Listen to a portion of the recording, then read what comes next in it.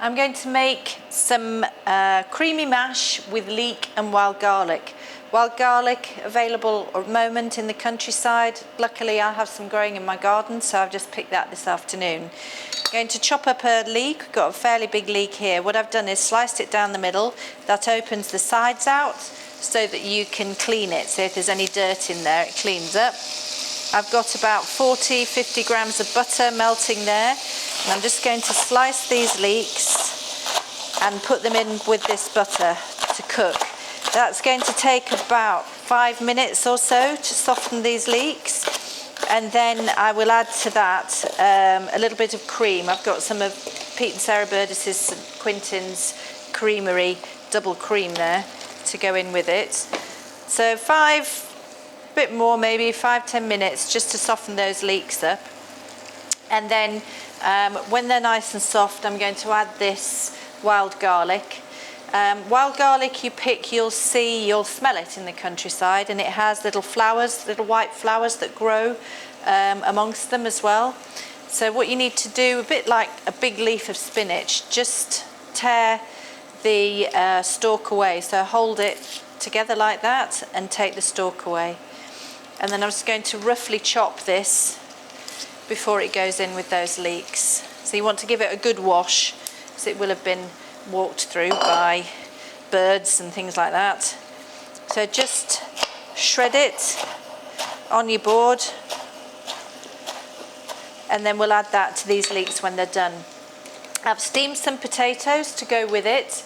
So I prefer to put potatoes on a steamer because it cooks them more evenly and doesn't make them go really wet. So it's really good for mashing potatoes and also for roasting potatoes. If you put them in a steamer, you can control the amount of cooking that they do, and you've also got a colander type thing. The steamer you can rattle about so that the potatoes guff up around the edges when you're roasting them.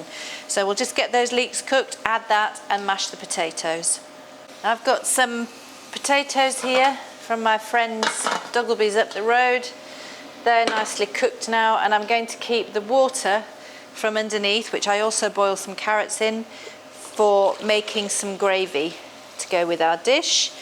You can keep it for making soups and things like that, so we'll just keep that out of the way.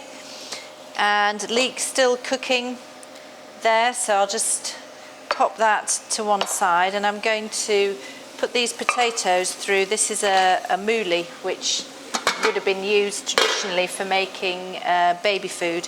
You can make tomato passata and things like that out of it, but this really mashes nicely your potato.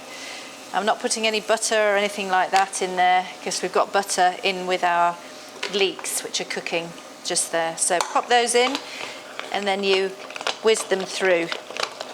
We've done potatoes like this for up to about 200 people, so you get good muscles from doing this. So I'll just carry on doing that whilst those leeks are cooking. So that's our potatoes mashed. Leeks are nice and soft now, so I'm just going to drop that wild garlic in there with that. This is a bit like spinach, it cooks really quickly. So I'll just stir that through until it's wilted and soft, and then add some double cream. And then all of that will go in with our potato. You can add a little bit of milk if you prefer, if you don't want to add cream, whichever you like.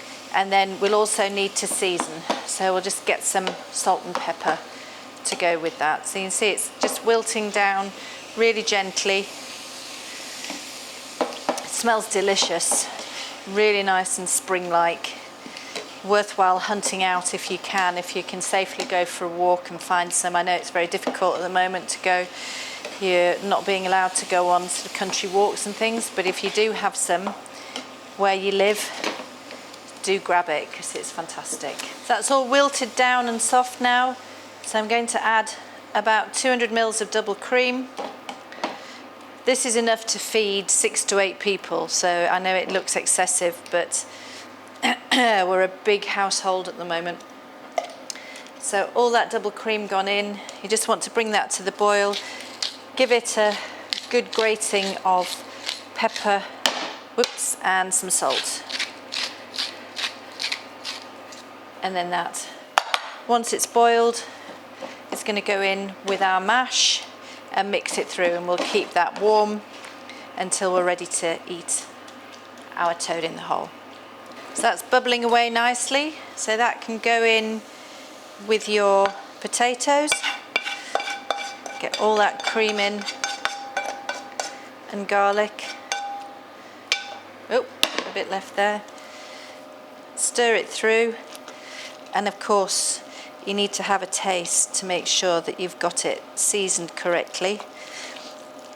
This makes fabulous bubble and squeak as well, so you can, if you have some left over, have this fried up with eggs and bacon in the morning. Absolutely delicious. So get it stirred in, and I'll just have a little taste, see how it is. Really good. So we'll pop that into the warming cupboard that I've got underneath, or keep it in a warm oven. That'll keep for a good half hour or so, as long as you cover it up, keep it warm, and then we'll be ready to put everything together with the toad in the hole.